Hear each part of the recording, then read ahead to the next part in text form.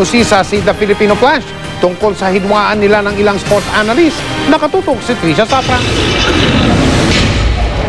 Umuwi na namang taas noo si Nonito The Filipino Flash Donaire Jr. Bit-bit ang kanyang bagong WBC WBO Bantamweight Championship belt. Again, I come back with the new belt, and thank you again for the support. Mula ito sa matagumpay niyang pakikipagbakbakan kay Fernando Montiel sa Amerika. Kasama niyang bumalik sa bansa ang misis na si Rachel.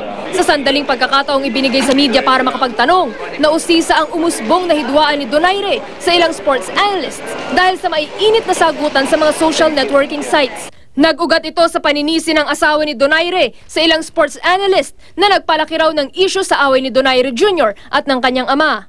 Kamakailan lang nagkabati ang mag-ama matapos ang 2 taong alitan.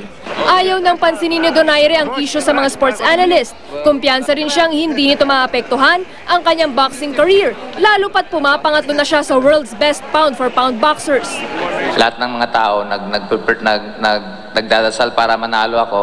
At kung hindi ko ibigay lahat kasi na-distract ako, walang kwentang champion ang lalabas doon. Kung meron man daw mahalaga ngayon para kay Donaire, yun ay ang maayos na nilang relasyong mag-ama at ang napipinto niyang laban sa May 28. Hindi pa tiyak kung sino ang susunod na makakasagupan ni Donaire sa Mayo.